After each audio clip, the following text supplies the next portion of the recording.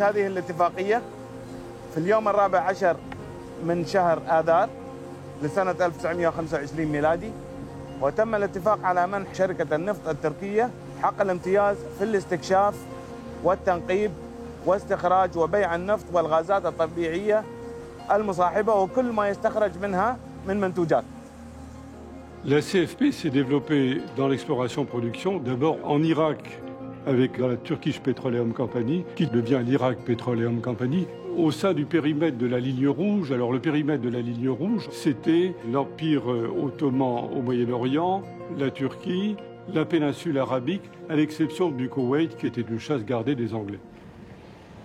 My feeling about this period is really a feeling of adventure. It was a very risky endeavor because we were not sure that we were going to find any petrol here. Nobody knew. Dans le paysage aride de l'Irak d'aujourd'hui, une ressource imprévue est là, le pétrole. Le 15 octobre 1927, Baba Bourkour, près de Kirkouk. À 3 h du matin, on entendit un bruit sourd provenant des entrailles de la terre. Presque imperceptible au début, ce bruit s'amplifia jusqu'à se transformer en un grondement terrifiant. Ce jour-là, le pétrole jaillit à plus de 15 mètres au-dessus du sol. Cet enthousiasme de la découverte, on le ressent ici dans cette lettre où, en plus de la vision, on le ressent au niveau des sensations. Il y a le bruit, l'enthousiasme. C'est celui qui marque le début d'une aventure. Et ce qui est important, c'est le pétrole évidemment, mais aussi les produits. On s'est aperçu assez vite que l'activité du raffinage devenait stratégique pour les pays européens qui dépendaient beaucoup trop de l'importation des États-Unis. C'est à la même époque, en 1928, qu'on commence à penser à créer la CFR et à construire les raffineries qui seront construites après, Gonfreville et La Mède. Il y avait d'autres compagnies pétrolières internationales qui avaient commencé des activités, en particulier Petrofina, Exxon d'un côté, Shell, etc., qui ont commencé à s'implanter parce que le marché français était intéressant. Petrofina est à mes yeux essentiellement une société productrice de pétrole en Roumanie et qui essaye de développer un outil de distribution dans le nord-ouest de l'Europe. La distribution des produits pétroliers du groupe Petrofina s'est faite sous la marque Purfina. Parallèlement au développement de cette industrie de raffinage, la CFP a aussi considéré qu'il était nécessaire de disposer d'une flotte propre et ça a été l'objet de la création de la Compagnie navale des pétroles en 1933. En 1939 a été créée la Régie autonome des pétroles et la RAP.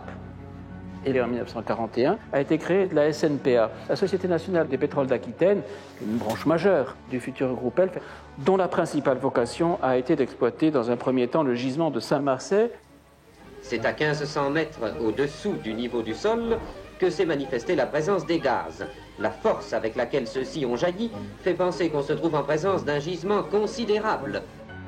Saint-Marcet, c'était la première découverte d'un champ de gaz très significatif, 7 milliards de mètres cubes, et dont le gaz va être envoyé dans toutes les grandes villes autour de Saint-Marcet. La SNPA a du gaz. Les Allemands ne l'ignorent pas.